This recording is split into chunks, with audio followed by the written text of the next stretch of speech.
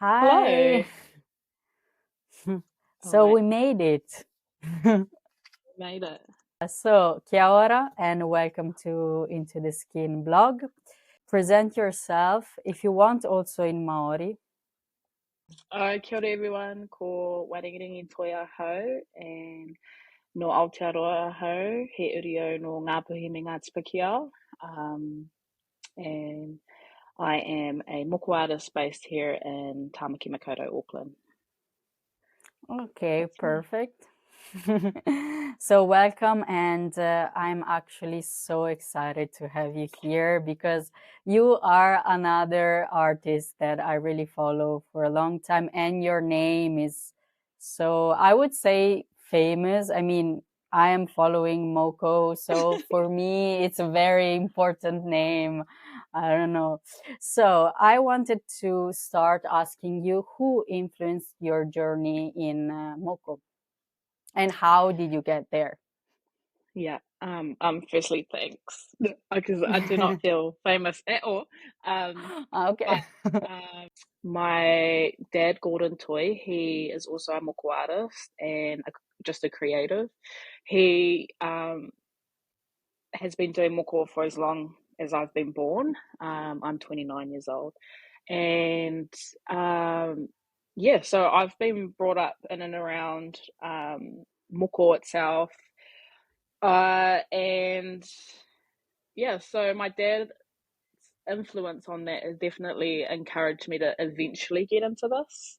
However, that wasn't the path that I thought I would be taking when I was younger. However, though, my dad would make sure to involve us in pretty much every part of the process of moko. So whether I wanted to or not, when I was really young, I was involved in to some capacity. Mhm. And then it wasn't until 2016, which I would have been 21 that year, that I decided to give it a go. And luckily for me, I have access to someone like my dad who would be able to teach me, and he was definitely open to having me on board and things. So I gave it a go in 2016, and to my surprise, I found a connection to the mahi that I was doing, and I felt like if I could work on it and develop it and get better as a creative myself with the support like from my dad and then also my brother, Heeds or Hirini, Katini, and yeah, I kind of had a sense that I could potentially be a great moko artist myself. So it all really came from my childhood, um, with my dad and seeing him be a creative, and that's really kind of, I think, accelerated my personal growth when it comes down to moko. So that's a little bit of background there. Yeah, I feel like that when you grow up in this kind of environment where one of your parents is really good at something and has maybe a very strong profession, I would say, you either become also part of that profession, you follow his or her footstep, or you do completely maybe the Yeah, opposite yeah, or go the something opposite. else. Yeah, exactly. But because I follow, of course, your dad, because he is really a big name in the Moko space. And, but also, I believe some of your brothers. And Hmm. uh, it seemed to me that in the end, you all got into Moko or some kind of Maori uh, traditional art form. So your Mm. dad actually was He able to, succeeded. No, yes, with he all of you. It's he succeeded incredible. in his ultimate dream. We just have our youngest brother who's 11, and he's Mm, definitely naturally creative. So we'll see what he's okay. up to when he's a little bit older. But that was dad's and hopes and dreams. And there are, at the moment, there's two older brothers, myself, who do moko, And then my brother below me, he is doing stone carving. Yeah, I So follow him. Also, his yeah, so mahi is truly awesome. beautiful, Yeah. eh? So yeah, Mm. his dream, his aspirations and hopes definitely won. Yeah, we could say that his DNA was definitely a strong one because you are all creative. So good job. I mean, Yeah. so talking about him being his daughter, knowing that he has this very, I would say, important name. He is very respected, I feel, in the environment. So, did you have any kind of pressure going into Moko, like maybe from Uh, yourself, but also from the mm, outside as well? yeah, no, absolutely. I think, especially when I first started, I felt most of the pressure then, and that would be a big combination of my Mm, own pressure that I put on myself, and then I think what I felt like maybe others' expectations, because he is a really great artist and things like that. So I did feel the pressure, and it did affect my confidence quite a mm, bit in the beginning. I really struggled with the aspect of comparison.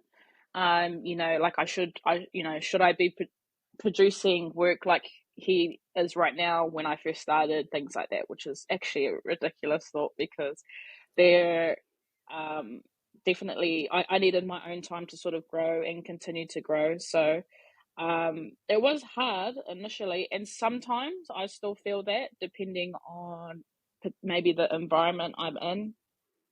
um, I kind of feel that pressure to sort of uphold pretty much what he's paved the way specifically for me and my family too. So, but I think over the years, so I think I'm going into my ninth year of tattooing now, and I think I've developed as an artist, as a person, and I have a new sense of confidence when it comes to the work that I produce. And I kind of just I've switched it in terms of my mindset. It's no longer the pressure, but it's a way to acknowledge everything that he's done by continuing to develop myself as an artist and honor everything that he has pretty much done, so that we can do what we're doing now. So yes, in the beginning, and I've started to utilize it for the better now. feel that pressure. I don't really know what it means, but what you said is beautiful, even because you are two completely different person, like different Exactly. people. Yeah. So Yeah. you definitely bring on the table something different, even Yeah. because Thank you. not only because you yeah because not only because you are a different person, but you are also from a different generation, and I am Mhm. seeing that also Moko is evolving in its style and so on. So of course you can't be exactly who he was, Exactly. Yeah. but Yeah. With a new yeah, gen. but this With a doesn't new mean that gen. you can be really good but doing something else. Even though I saw story the other day, probably it was last week, I don't remember, Mhm. from his native, and Yeah. in this story he was saying, like, he was just calling out some people that were copying the style, Mhm. I believe. And he also said a very interesting thing. So the fact that being trained by Gordon Toi, like all the artists that are trained by him have a specific kind of style that Mm. when someone look at it can say, oh yes, these artists come from this school. And Mm. so definitely you will be a mix. Your work Yeah. probably will be, yes, always connected to his Always. works, Yeah. but Yeah. yeah, but at the same time it will grow and flourish in a new Mm-hmm. direction, which is Yeah. awesome.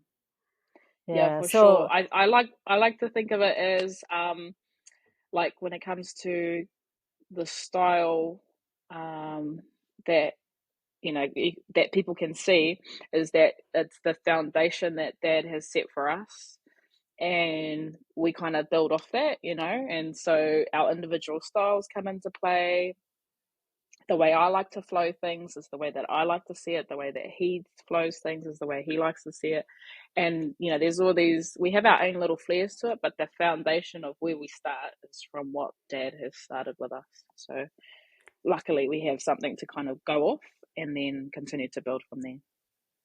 Yes, I mean, following different artists, I can perceive that. Like, I don't have this very trained eye to it, but I can actually tell that it's definitely a style different from another artist. For example, I had the pleasure also to have a talk with Te Tuna, and you can see that those are completely different styles. Love Te Completely Tuna. different He's way. awesome. Yes, he is also another very great artist. Yeah, but I can say that really you young generations really have very good flows. Like your works truly are amazing. So did you build your knowledge about Moko, and I mean more about symbols and patterns, thanks to your dad, because he showed you those and the meanings and things like this? Or at the same time there was another, or there were more of one other sources? Yes, so Dad definitely is my main source of my understanding around the knowledge when it comes to actual patterns, details, things like that. But so is Heed's. Heed's been another one. I do have quite close friends who are also artists, and whenever we're together, we're always bouncing around concept, stories, things like that, patterns, details, and because one of my close ones, his name's Hamuera Pugh. He has a different background as a creative, so it's really cool to kind of get different perspectives and hear different stories. So we deep dive quite a bit together around the patterns and how we can adapt them and use those patterns and interpret stories. I would say I'll probably continue to do that for as long as I'm an artist. Hear different stories, see how we can utilize them and adapt them, and develop them as well, especially with this kind of day and age as well. And then there are other sources, like there are books that, alongside that my dad has shown me over the years, that are carving specifically related. But there are, you're able to sort of find more specific details that are catered to different iwi, hapu, things like that, different areas around New Zealand and things like that. So there's like little places like that that I've been able to sort of source of information. And yeah, I've recently last year I went to my first Moko Ora, which is, gathering of anyone creative who wants to learn. And that's been a really cool experience for me too, for networking, for talking, having different thoughts and opinions, things like that. So that's another little space that I feel like I want to continue to put myself into, to continue to develop my knowledge as an artist. Yeah, I saw that it was organized, and I was like, it would be so cool to be there and just listen what they are telling, because I'm not creative, like I'm not able to draw or things like this, unfortunately. But I appreciate, like, I look at them, I watch, and I Yeah. completely appreciate. But this is very interesting, also because the thing is, for what I have seen about patterns and symbols, Mhm. you always go to carving. Yes, I understood that that is a really big source, and Mhm. also weaving, I believe, Mhm. especially I feel now in the last years weaving started to play a huge role in Moko, because if I look at old Mokos, there's not so much of that. But Mm. now I see artists that are, some of them pretty much focus uh, not only on that, but for the majority of their works. So I was wondering, all these patterns are, of course, I would say, um old in the sense that they come from the past, but Mhm. are new patterns and symbols created like in the last, I don't know, decade or years, I would Um, say. like yes, like it's like a variation of an old pattern. So it's Oh, okay. still, I do believe that, like what I've seen anyways out there, um, is that you can see where it's come from. It's Mm-hmm. just slightly been adapted, which I think is cool. You know, I love to Yeah. experiment creatively with how we can continue to develop our patterns and things like that. And I think there's also a few artists out there that do like fusion moko, like of Yes. other styles, things like that. So you know, when people start to do that, they kind of like play around a little bit more with the moko patterns itself. For me, I do. I would like to, you know, sort of not necessarily create new patterns, but continue Mm. to develop um, our patterns so that they can be like more related to this day and age. Because lots of our stories we tell are from the past, anyways. When we wear Mm. our moko, which I think we should continue to do because that's the way that we can preserve that. But in terms of adapting it for what may come in the future, or getting even more specific with their story with a specific pattern that's created, I think helps personalize and individualize their piece even more, which I think is a really beautiful, um, creative thing to do for a client. So yeah, yeah, yeah, I can see it being developed. But I think yeah, we can definitely see where it ties back to as well, which is cool. Okay.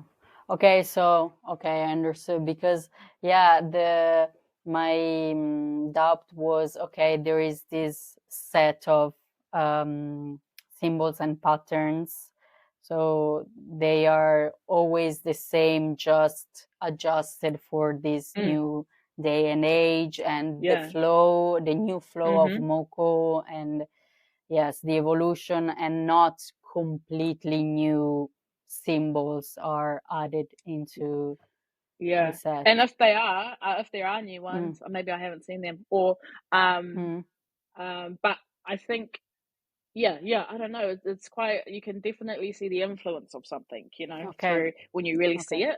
Um, and it makes sense because when you tie it back to sort of the essence of the pattern, then you can okay. maybe understand why it's been developed into something else. Ah, that's Yeah, cool. so Okay. I think that's a fun process to experiment with and sort Yeah, of it's really see, the you know? evolution of it. Yeah, Mm-hmm. that's nice. That's nice. Um, So, you are still developing your style. I mean, probably it's a forever process, even because probably it's also affected um, from your taste, personal taste that can Mm-hmm. change over time.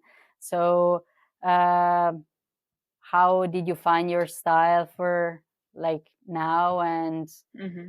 do you see it like flowing in another direction in this moment, or not? Yeah, I think definitely over the years I've become more. My style has become more fluid, more organic, more um, movement of like working with the movement of the body more specifically. Mm, And I like to lean into more asymmetrical style pieces. One, I think it's beautiful looking on anybody because it's specifically created on their body. You can be the skinniest person to the curviest person in the world, but you yeah. can still work with any human body, I reckon, when you utilize asymmetry. But I do also lean into it because symmetry itself, I don't even think that that's my strongest suit, like my strongest skill as an artist, but I do find it, kind of repetitive sometimes in that with symmetry. And when I'm thinking of creating a piece, I'm telling someone's story. And for example, if they're telling me they're representing their mum, their dad, and they're from two different places, I can't comprehend in my mind how they would be the same looking piece on either Okay, side. yes. Um, Yes. because they are from two different places. Now, you will get families, a lot of families that are from the same place.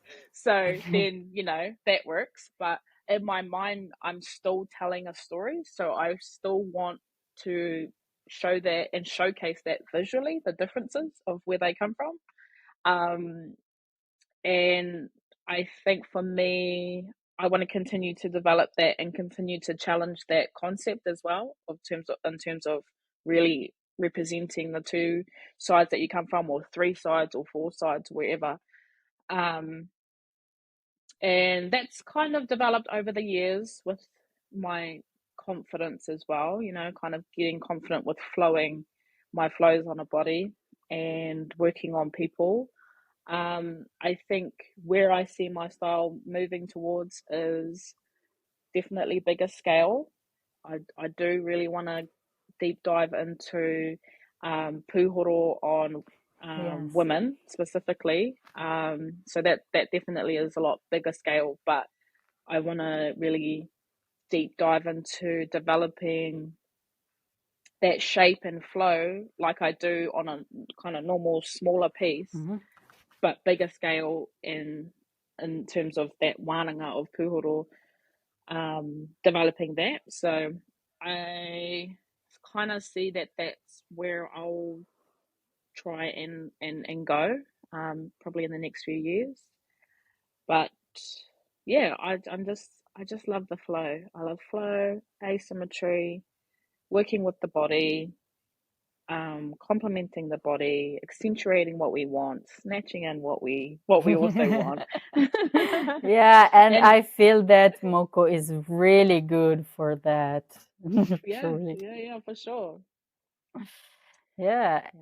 And the really cool thing, being from Europe, because I grew up in Italy, um, it's a very unusual thing to see here because we are used to a very Western kind of tattooing, which I like. I have Mm, also some of them, but they are kind of, I would say, more like stickers on your yeah. body. Mm, You look at them and you can, um, they remain something uh, different from your body, while Moko, it's like becomes one, which is the really cool thing about your art.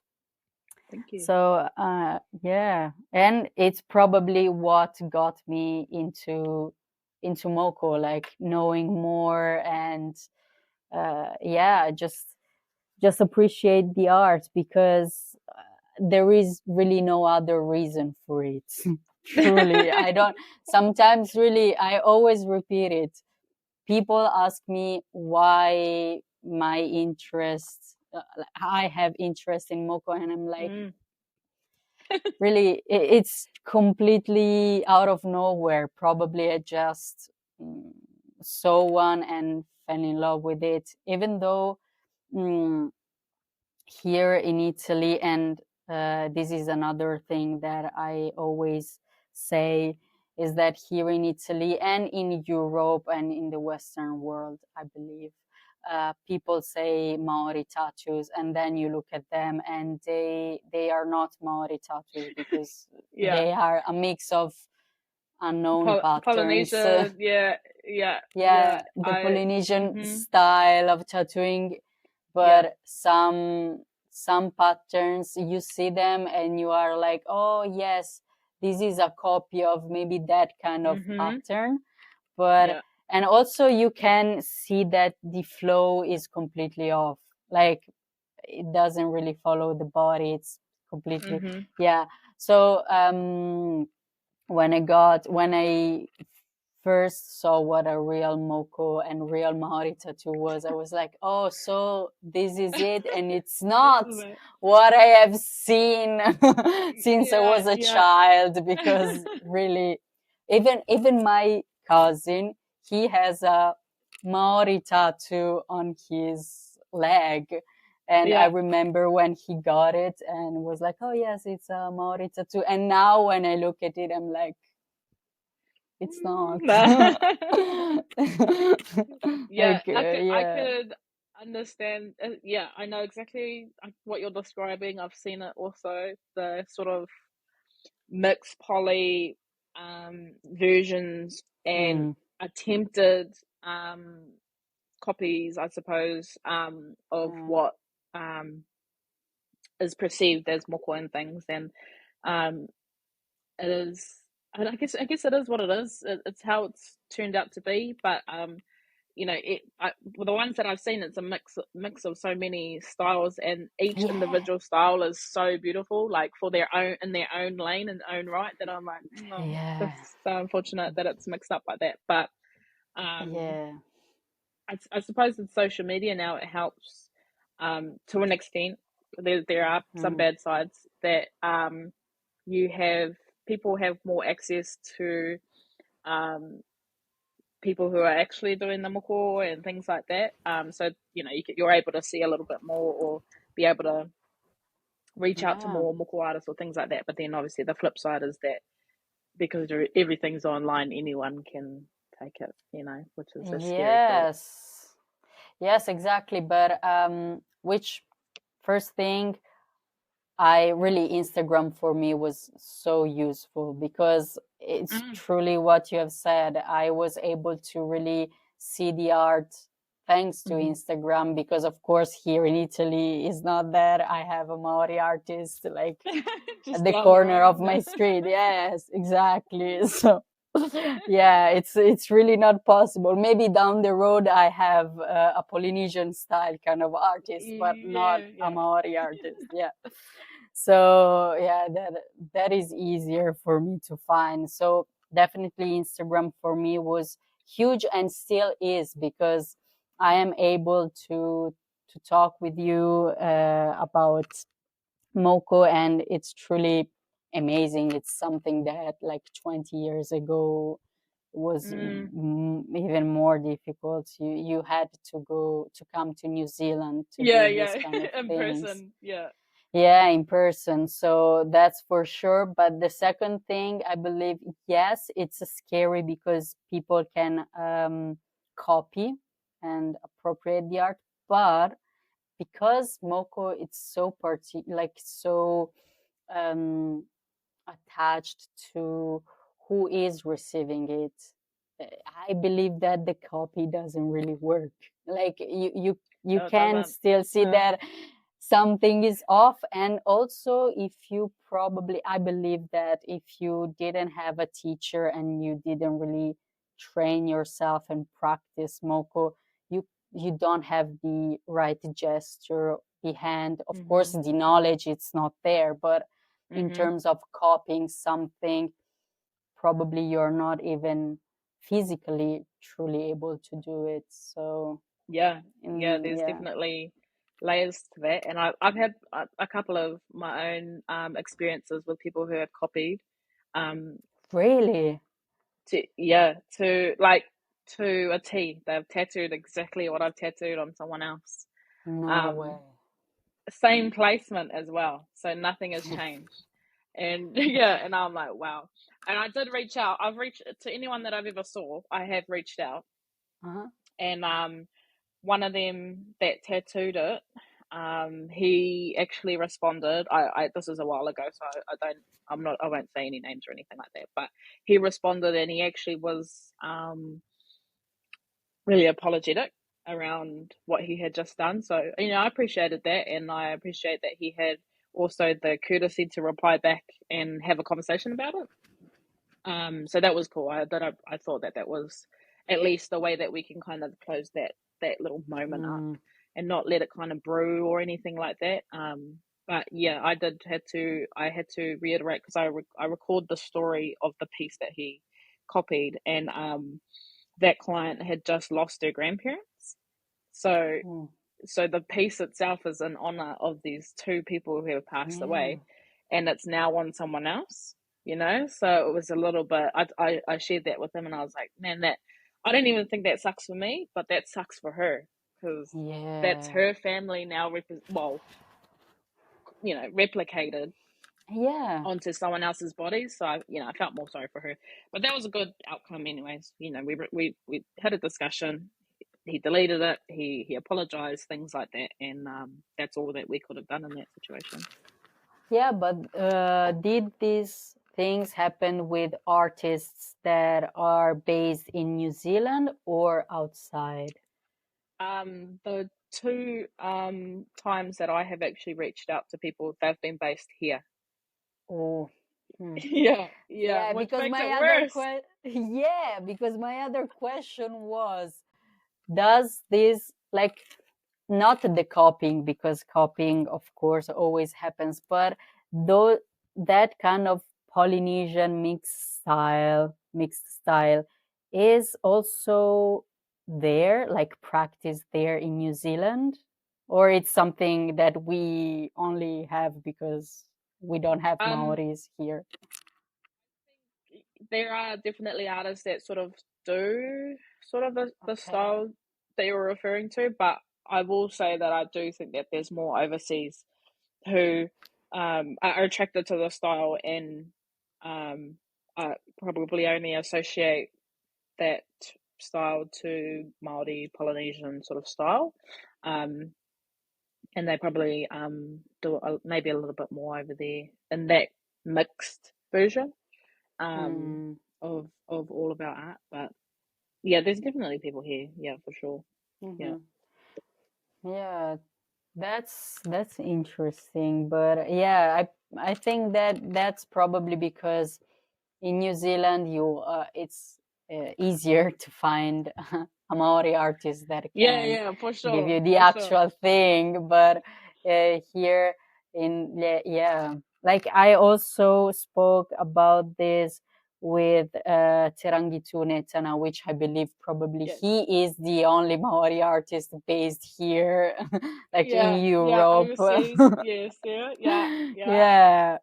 Yeah, and really he was the first artist who I spoke with, and he was really welcoming, and he was like, yes, we need to, like, put things straight for Western people to, because he also lives here. I mean, so he sees everything that all I of it, see as well. Yeah, all of it. Yeah. It's an interesting one too, though, because I mean, like kind of things like this that you're doing are awesome, because people will have access to just anything if they're trying to source information.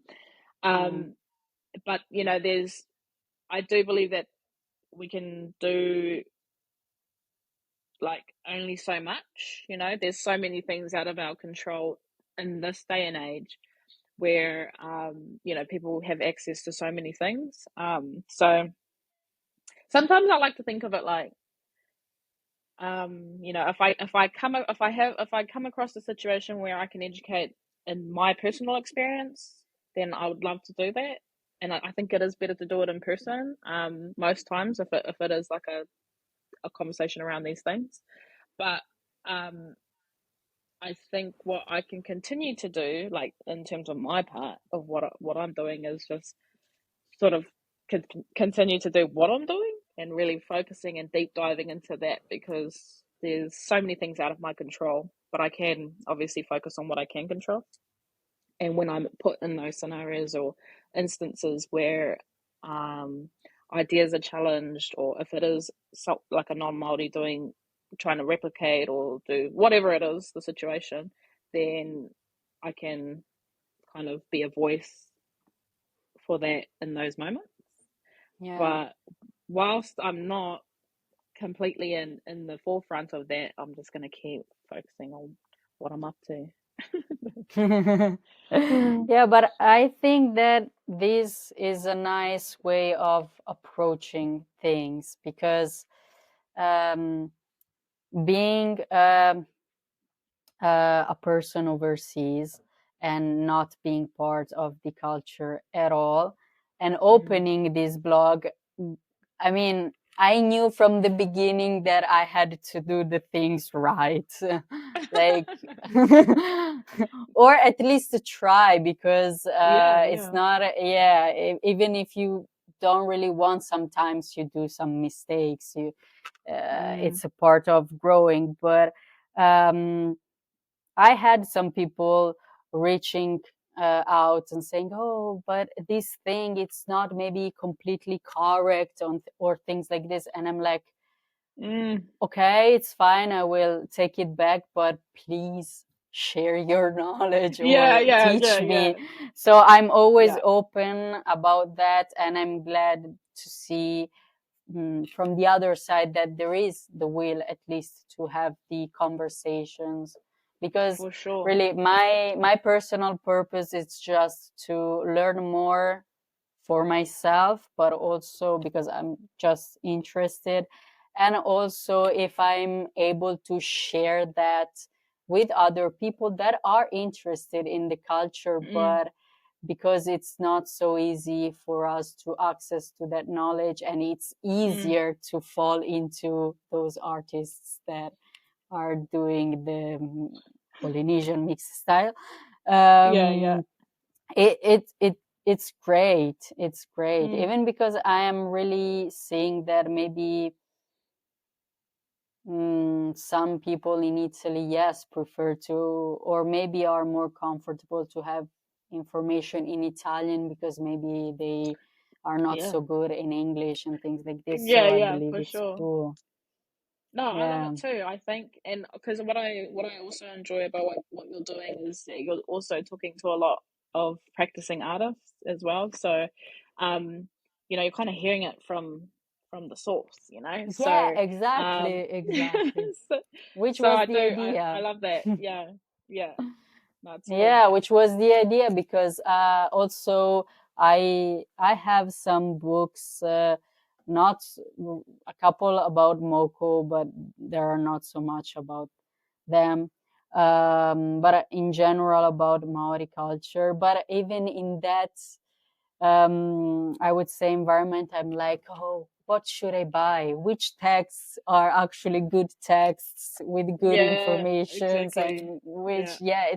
it's not easy. It's not easy, but instead, talking with people who really have firsthand that knowledge, it's better. And because of that, I was like, yes, probably this a series of video is the right way to Yep. go.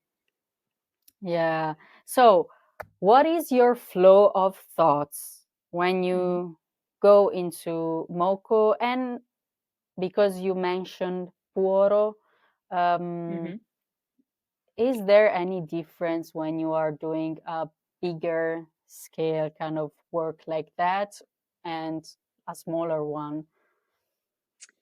Um, I think the only difference from something small to something big Mm-hmm. is the time that you're spending on either one. So for a smaller piece, it's I have only I've only worked on one person a day.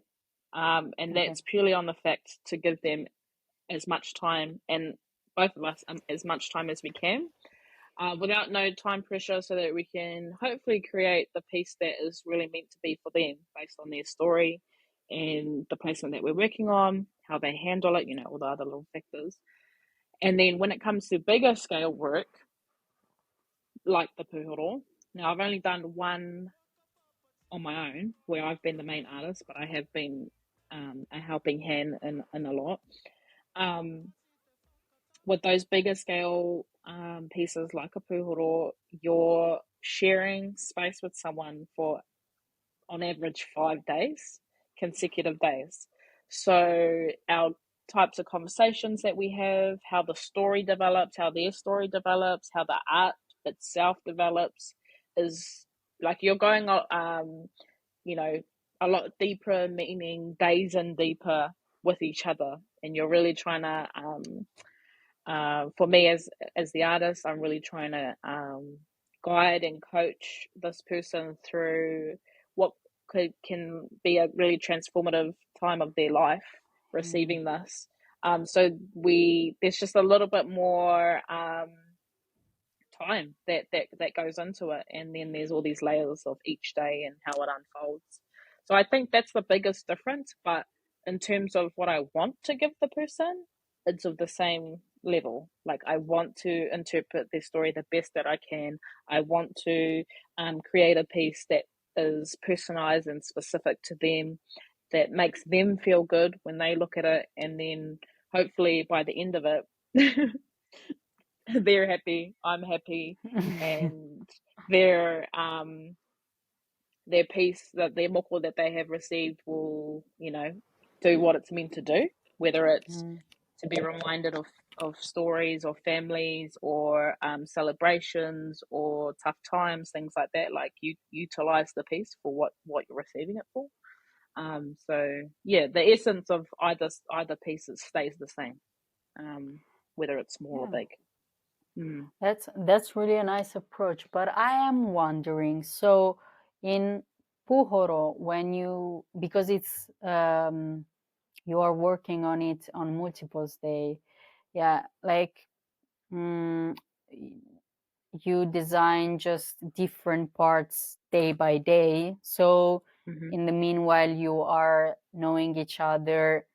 That piece can really maybe change. Maybe at the beginning you had some kind of idea, and then you change the idea, and so also the pattern and the flow changes. Does it happen like that? It can definitely develop in that way, but because of the process, that in terms of where we start to the second day, third day, fourth day, it all kind of connects after, once we get to the end. Even though the design itself, what we're telling, the stories we're telling on the body, and what we're trying to create is kind of being added to as each day goes on. I think going into it, have a bit of a plan of attack, and then as each day goes, we're developing that concept as we go. But once we get that one side up, the one side of their leg, hip, then we already kind of know what we're going to do on the other side. But there might be slight differences on the other side. So my sister-in-law's pūhoro that I did last year, my first one, her legs have the same shape, but there's different flows within them.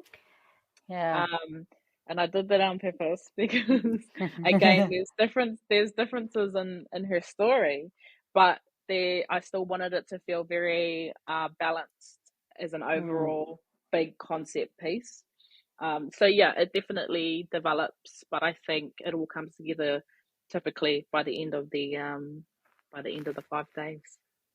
Yeah, and that's another aspect very cool in Moko, that you can play with the flows. So actually the two flows are different, but when you look at the like the overall piece, everything seems like organic, and sometimes you would say, oh, they are the same thing, but then you look closer and you're like, no, they Yeah, are not. They are yeah, different, yeah. which it's truly cool. So you opened your studio in 2023, right? Mm-hmm. So and you uh, called it Mau Te Rongo, which means being in a state of peace, right? Correct. Yes. Yes, nice. Nice. Yes. Yes. Yeah, I got it right. And how it was actually to open your own studio. Yeah, it was stressful but Mm. beautiful. It was all the things, but it was definitely in my plan, but it kind of the timing of it was presented much earlier in my plan than I anticipated. So I Oh, was okay. kind of thinking later, a little bit later, when I feel ready or when I've got all my stuff together, blah blah blah. But then it just worked out that's how it played out, and I'm really, really, really happy about um, taking that leap. Because I think the biggest aspect was financially for me. Like, am I able to afford to do this and Yeah. be all good? But it paid off. I really loved my space. I loved the whole concept. I loved the space itself inside, and I really enjoyed what we created in there. It was now it's a cute little moment in my lifetime because we've now opened a bigger studio. Uh, Yes, indeed, it was the next question. yes, yeah, Yeah, because I was confused when I saw the yeah, stories and was like, yeah. but is Everyone that, was. yeah, is that a new one? Did the old one, like, does the old one still exists? But then I remember that in the stories, I saw like a neon thing, like, I believe that there is written, which should hang something cool in here or Yeah, something. yeah, Yeah. yeah, Yeah. yeah. And was like, I saw this in her studio. So probably that studio doesn't exist anymore. I was like, No, sad. yeah. No, this new studio, again, it wasn't even in the plan, but the space presented itself, and And it it's was too cool. good. It was too good to, Mm, you know, let go of and let that opportunity, you know, pass by us. But because it was such a huge space, I could not have gone in there on my own. It's too big. So yeah. Heeds and all of them at the native studios were, Mm, kind of open to like either shutting up shop, doing their own thing, looking for a new space, things like that. They were quite open on what they were up to. And so, I mentioned it to him, and then, yeah, it all just happened so quickly. We transitioned out of our studios quite quickly. So it was everyone. I know everyone was like, "What's going? Like, where are you guys?" But yeah. both our studios, Mau Te Rongo and the native studios, Yeah. the buildings that we were in are closed, and we have merged together. And the name of this big studio is Ngā Manu Toi, and then Mau Te Rongo and the native studios sit underneath the name of that. So Yeah. we still Nice. operate as we are, but we just have named the space specifically Ngā Manu Toi. Which means? So there's a few layers to it. So manu is bird in Māori, and Mm-hmm.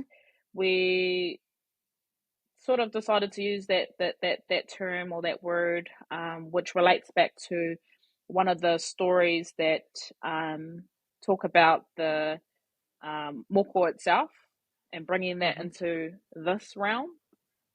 And there was birds that guided that journey down to another realm called Rarohenga.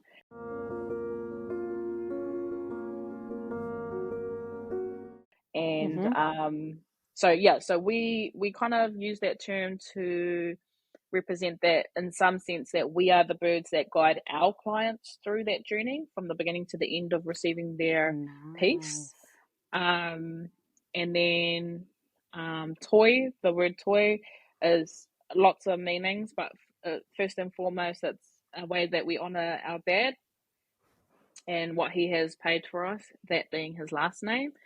But it just worked out also that in Māori, toi can represent the arts in general. Yeah. So so that's kind of like the meaning of Ngā Manu Toi. It's a way to honour kind of my dad and the moko in general, and how we will be part of guiding whoever may come to us through their journey. So yeah, we're there cool. now. Yeah, but yes, and I saw the pictures, and really the space looks so cool. It's a beautiful space. It's huge. It's got everything we need. So if you do make your way over here, absolutely comes through for sure. Yeah, even because now really a lot of, like, you are all in the same space, and really I follow you all, so I was watching all the different stories when it opened. Yes, and it was like, and you are also talented, so it's really a beautiful space, and it will give a lot for sure. Thank you. The second part of this interview is more focused on non-Maori. So we will open with this linguistic question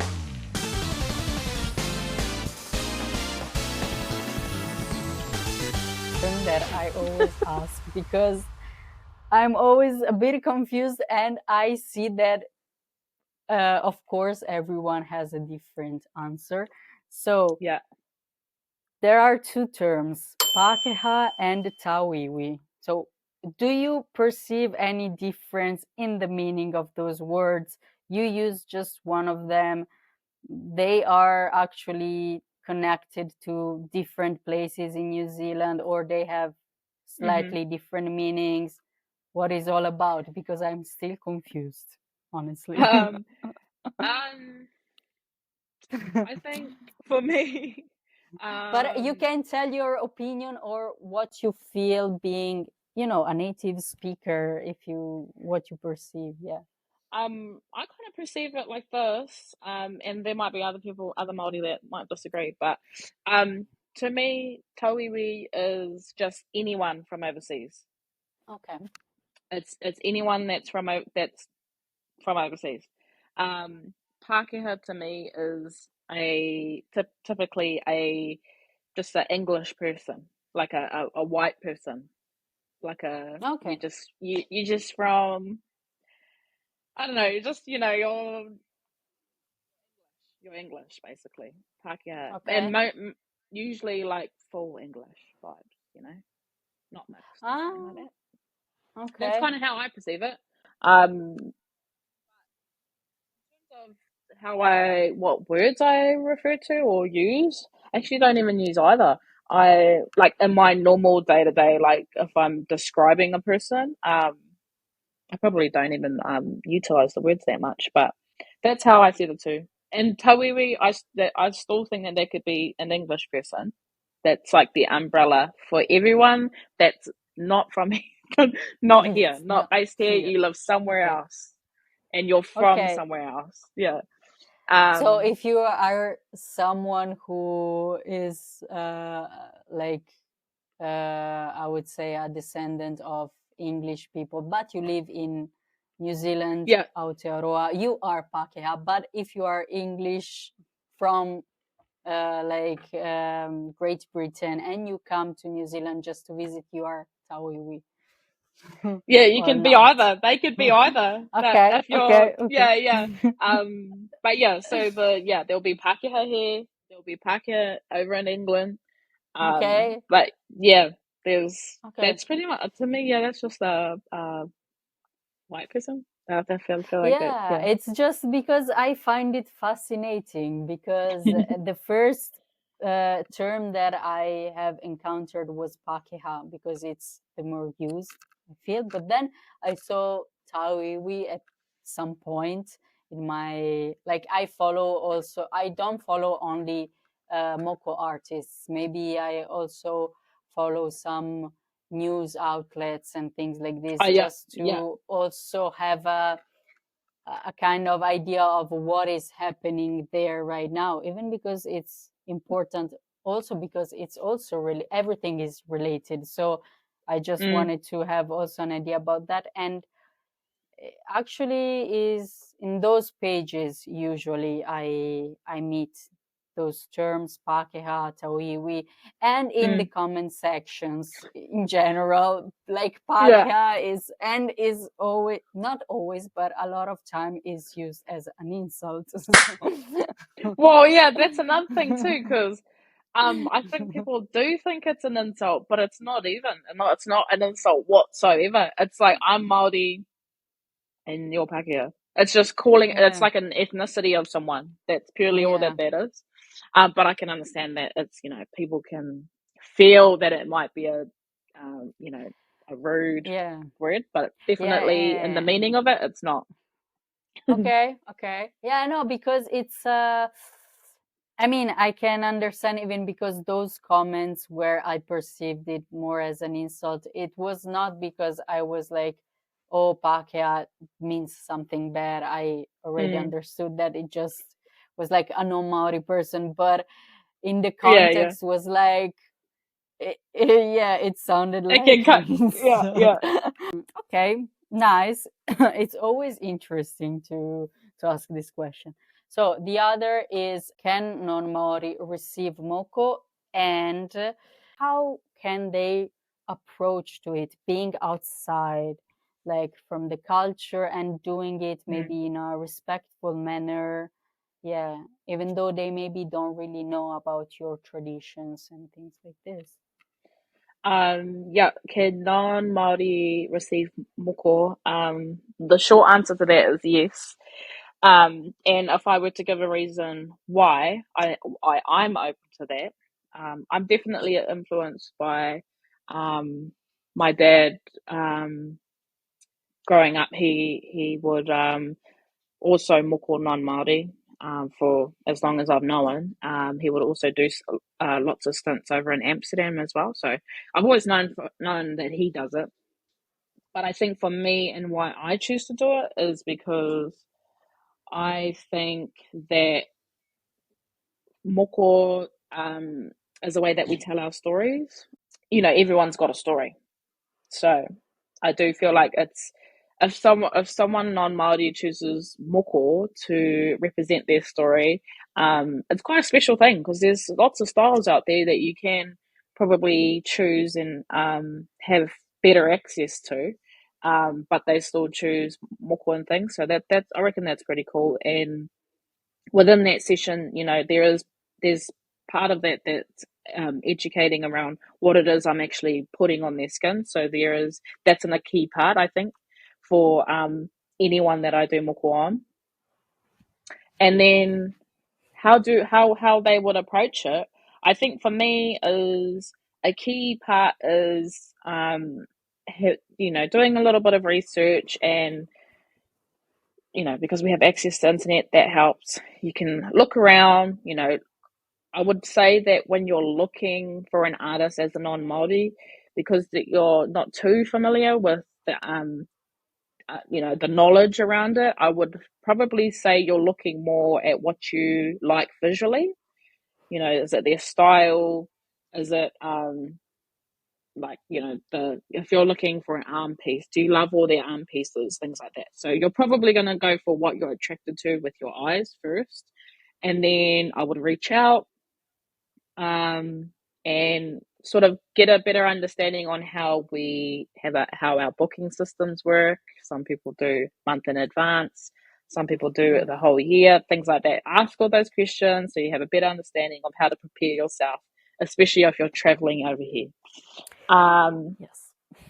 And then the other part to that is come completely open-minded, because I do find that sometimes I've worked on a few non-Māori who have seen what they've seen and want what they want. But the stitch up on that, or the thing that I believe is wrong in that essence, is that if you are completely going into this blind, meaning knowledge aspect of what our patterns mean and how this all works, then you actually don't know how it works.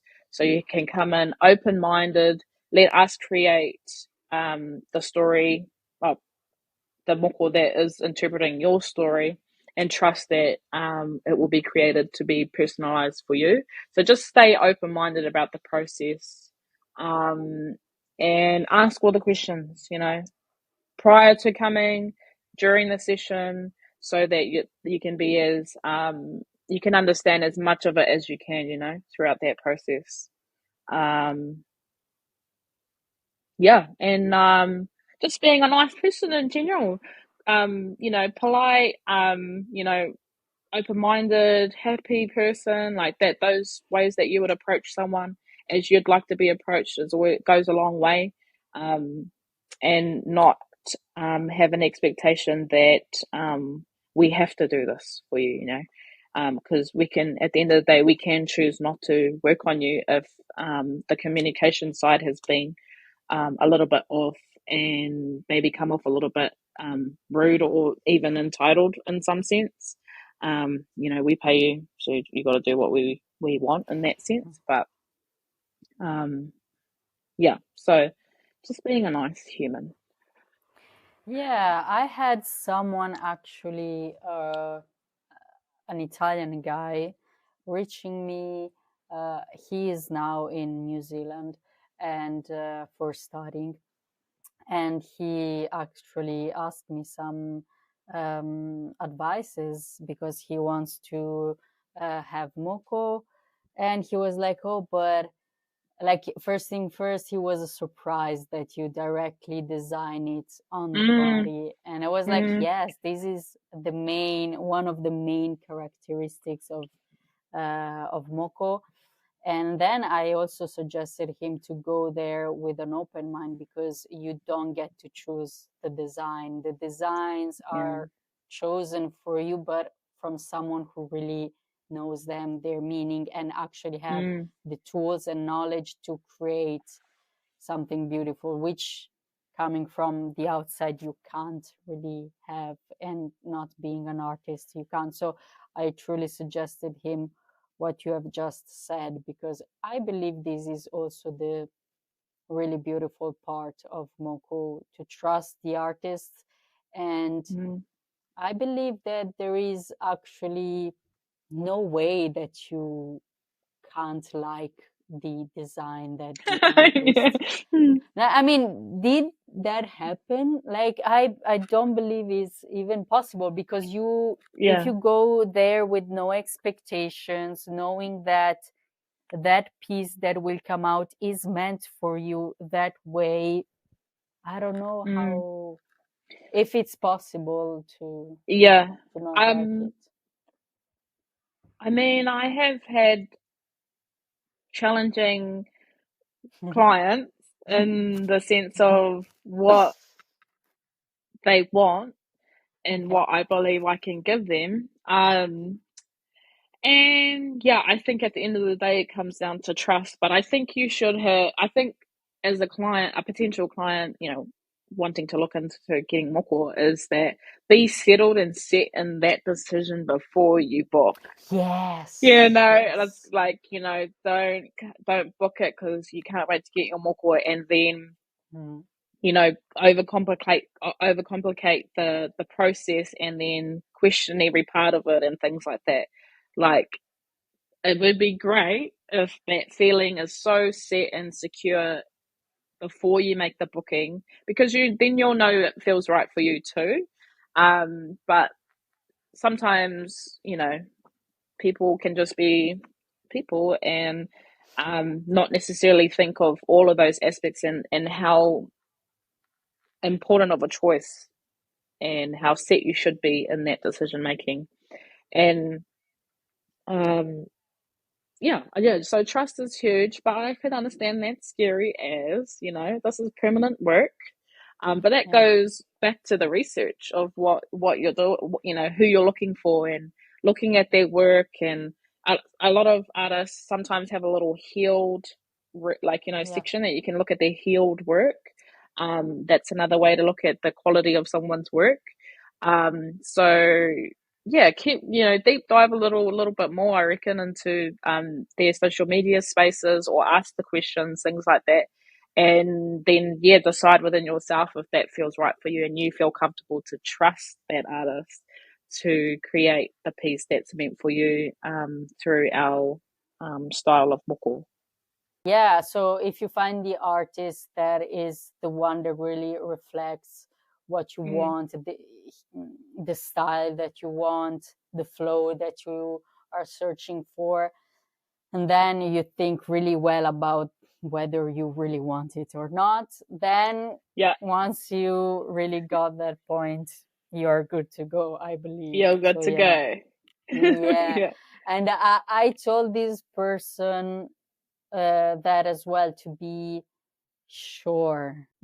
I like, he was sure that he wanted Moko, but he was still at a point where he really didn't figure out the art in itself and how the process works. So Mm. I, for what I could, I tried to help him. I was like, oh, watch this interview, this thing, watch this Yeah. other thing, Love and that. then Love that.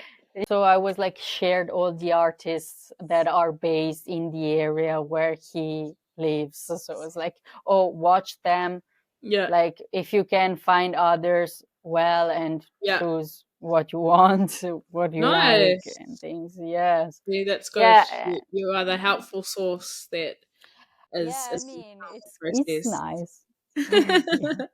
Yeah, I mean, it's nice if I can be helpful for people to don't really make mistakes uh, on that, because I myself actually found in that situation where I actually received a work that was made by a non-Maori. So I'm Mm. like, I don't want really, now that I really have all the knowledge that I have now, if I Yeah. can just make people take more mindful decisions, they Mm. will be actually even happier, I believe, because when you get the real thing, Mm. it's really totally a different experience. Because I met Fern Gatai Oh, and I yes, received yes. the award from We her love when she Fern. was in Milan. Yes. Yes. Yes, and really she came in Milan and I was like, oh, I need to have a piece from her. So that was actually my first and only Moko for now. Love that. Love Hopefully that. we will add more, but Yes. really the experience and Mm. the thing is totally a different thing. So I want people to have that, if Mm. yeah. So, but the last question of our series is can non-Maori practice Moko, which we a bit said about that, but I believe Yeah. that maybe if you are a non-Maori living in New Zealand or coming Mhm. to New Zealand to, maybe if you are able, learn the Mm. art, is that possible for people from the outside Yeah. to get Huge, into it? huge question, but great question. Um, because I know from through my dad once again, and his journey in moko and things like that. Like when he started, there were not a lot of moko artists, so there were actually people would take the designs. Like our people would take designs to tattooists to design them. Hmm. So for a while there, like it wasn't you didn't have access, so we did have to have other people doing it for our people.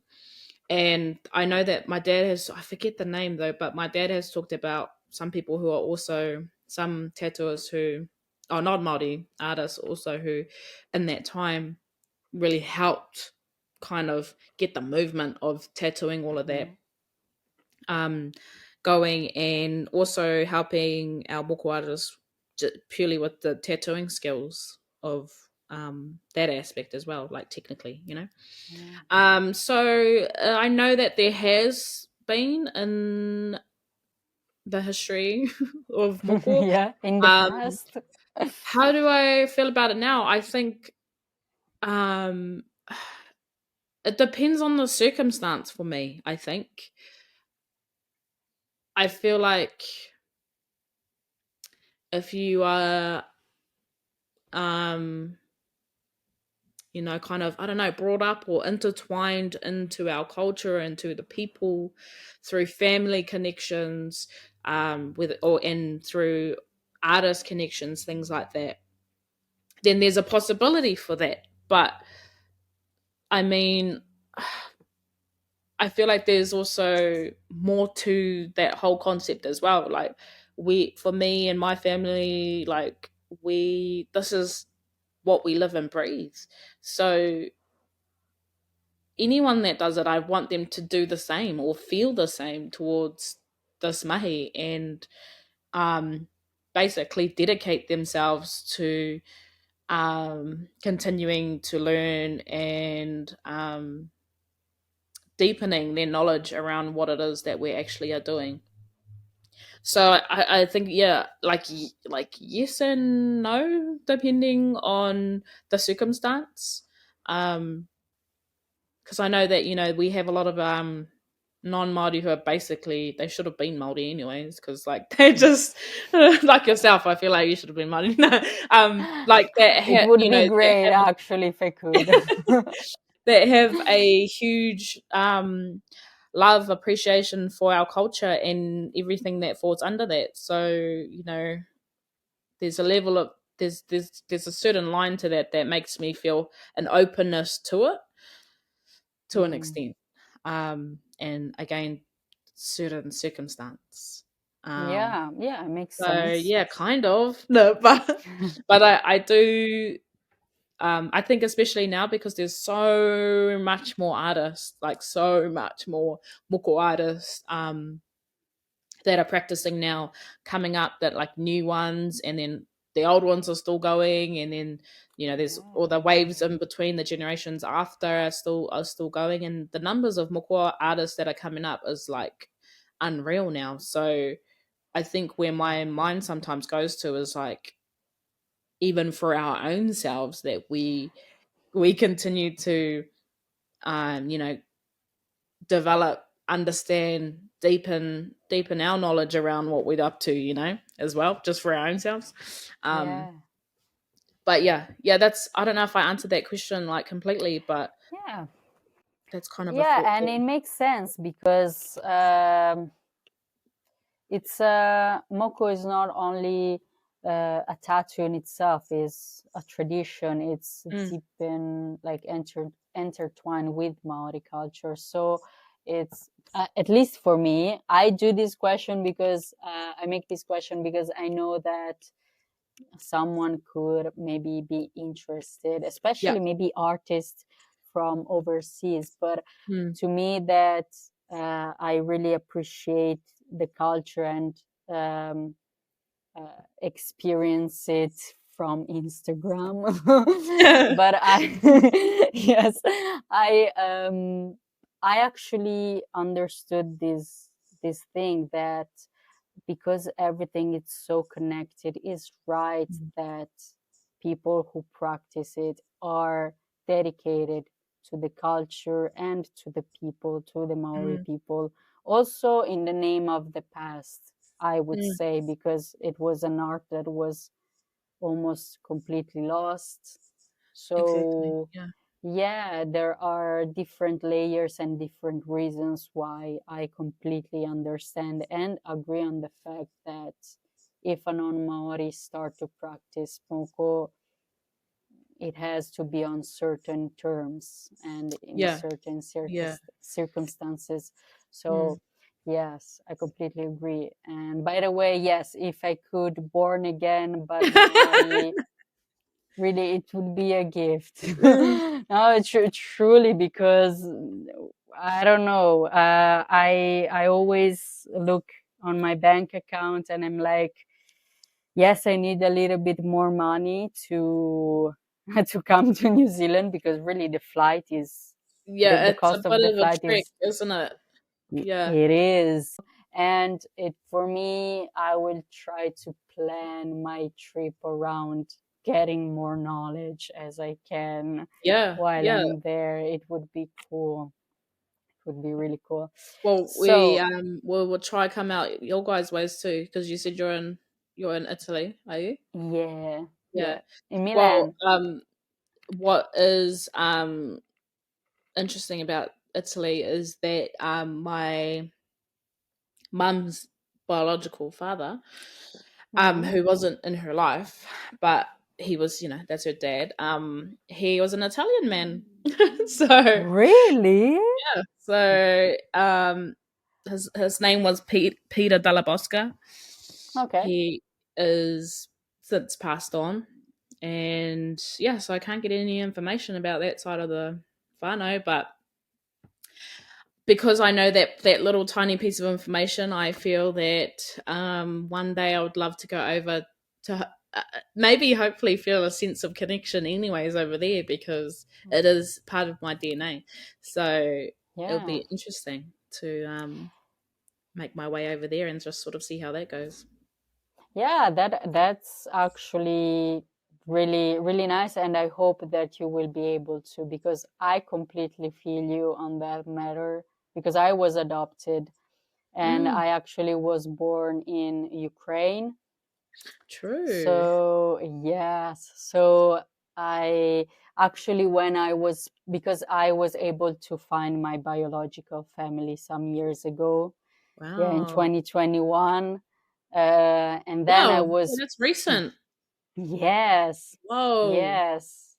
And I was planning to go there. I'm actually specifically from Crimea, which is the peninsula attached to Ukraine. And I was planning my trip to go there, visit my biological mom, brother, and sister that I didn't know I had. I just Wow. discovered it, yes. Yeah, yeah, yeah. And Wow. yeah, and then of course the war started, so I had to put everything on hold. Mm.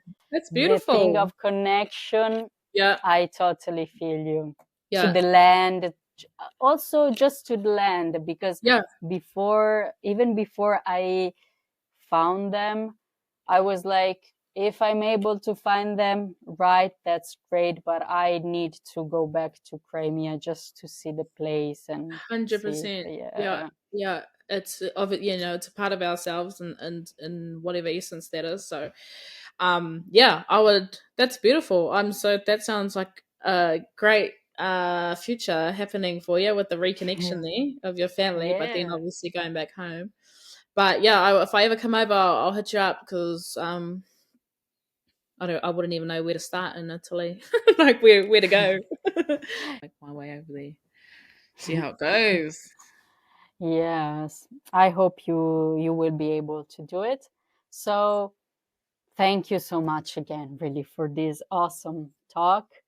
And if you have any message to give to the followers of Into the Skin, totally open to it. What should I say? Nah, Mm. nah. Thank you, also for the opportunity, for reaching out. I'm usually pretty awkward, to be honest, when it comes to like chatting online, but Yeah. this has been a really cool opportunity, and I love that this now will become a resource basically for people who Yeah. are looking into potentially getting some moko done. So thank you for the opportunity, and if anyone is interested out there or have any follow-up questions that they have, then just reach out over on my platform and things like that, and can help you out there. But yeah, yeah, we love moko. We love Yeah. telling our We are fan of stories. Moko. Yeah, yeah, big fan, big fan. And yeah, I'll be doing this for a little while, so yeah, hit me up Which if you guys are sounds interested. great. Thanks Okay, so so much. thank you. Have a nice day. Yeah, have a nice night. Does it Yeah. matter? Yeah. Have a good evening and thank you so much. Thank you. Thank you. Bye bye. Bye.